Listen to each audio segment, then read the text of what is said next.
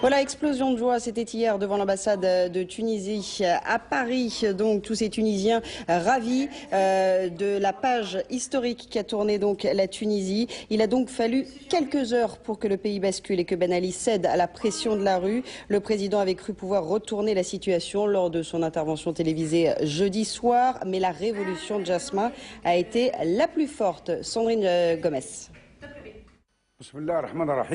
Le discours de la dernière chance, du qui tout double pour le président Ben Ali jeudi soir à la télévision. Après un je vous ai compris, il promet presque tout aux Tunisiens, la baisse des prix, la liberté totale d'information, l'accès à Internet et surtout l'arrêt des tirs à balles réelles. Il évoque sa fin de règne. En 2014, il ne briguera pas un nouveau mandat. Dans les rues de la capitale, ses partisans exultent, mais au même moment, toujours à Tunis, une dizaine de personnes qui bravaient le couvre-feu sont abattues. Au lever du jour devant les titres d'une presse favorable au régime, beaucoup ne sont pas convaincus. C'est sous la pression du peuple qu'elle a fait ça. C'est trop tard. C'est trop tard. Il y a 70 morts en même temps qu'elle est en train de faire son discours. Il y avait des morts à Kérouane, en centre-ville. Et on n'a plus confiance.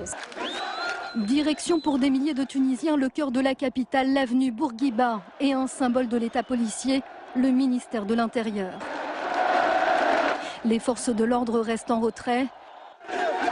Certains militaires sont même invités à rejoindre le mouvement. Partout, des slogans hostiles au régime car tous ne veulent qu'une seule chose, le départ pur et simple du président Ben Ali. On est libre, on est libre, filmez-nous, on n'a pas peur. On n'a pas peur, pas la terreur, pas le dictateur. C'est en début d'après-midi qu'ordre est donné aux forces de police de disperser la foule rassemblée devant le ministère de l'Intérieur. Des centaines de manifestants se retrouvent cernés par les gaz lacrymogènes et les tirs à balles réelles. Le sang a une nouvelle fois coulé dans la capitale. En fin d'après-midi, devant leur poste de télévision, les Tunisiens apprennent que le président vient de limoger son gouvernement et appelle à des élections législatives anticipées. Mais l'état d'urgence est vite décrété dans tout le pays. L'espace aérien est fermé. L'armée a pris le contrôle de l'aéroport international de Tunis.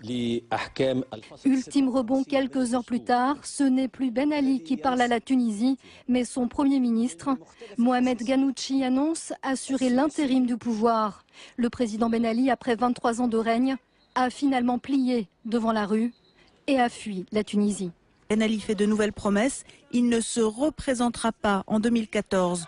Mais c'est son départ que demandent les manifestants. Hier, Tunis connaît une journée qui ne ressemble à aucune autre. Dans les cortèges, des manifestants de tous âges scandent des slogans hostiles au pouvoir et fraternisent parfois avec les forces de l'ordre. Puis les signes d'un délitement du pouvoir se multiplient. Limogeage du gouvernement, mise en place de l'état d'urgence et finalement départ du président moins d'un mois après le début de la contestation. Institutionnel tunisien qui écarte définitivement Ben Ali du pouvoir, qui écarte également Mohamed Ghannouchi et qui nomme Fouad Mebazaa le président du Parlement tunisien en vertu de l'article 57 de la Constitution, devient donc président de la République de Tunisie. C'est une situation proprement incroyable. 3 présidents en 24 heures pour la Tunisie. Une situation qui n'aide pas évidemment à Tunis. La nuit a été marquée par de nouvelles violences. Vous allez le découvrir sur ces toutes dernières images qui ont quelques minutes à peine et qui proviennent du centre-ville de Tunis. Une situation de calme apparent alors qu'en fait, vous le voyez, de nombreuses boutiques ont été mises à sac. La gare de Tunis a été incendiée, complètement détruite. Les pillages se sont succédés. Les scènes de violence dans la nuit, dans le centre-ville. Vous voyez la gare sur ces images. La Tunisie, je le répète donc, à 11h30, vous suivez sur iTélé, a donc un nouveau président, un troisième. Il s'appelle Fouad Mebazaa, troisième en 24 heures. C'est l'homme qui est à la droite sur cette image, président du Parlement. Il devient donc président de Tunisie par intérim, mais aura 2 mois pour organiser des élections législatives anticipées parce que Ben Ali a donc été écarté définitivement du pouvoir. L'ex-président qui a fui hier en Arabie Saoudite, comme vous le raconte Marie-Christine Lux. Marouane Beniane, je reviens juste à cette question, ce silence parfois de la France. Est-ce que l'alibi de l'islamisme, ce rempart qu'était le président Ben Ali, n'a pas été utilisé parfois à tort? Entre autres, pas parfois. Certes, au début des années 90, c'était une vraie motivation. Puis après, il y a eu les accords d'association avec l'Union européenne. La Tunisie est un marché, est un client proche et un ami. Avoir des amis n'empêche pas de leur dire leurs 4 vérités quand il faut. Je crois que depuis un certain nombre d'années maintenant, on est très loin de ce qu'il faut faire.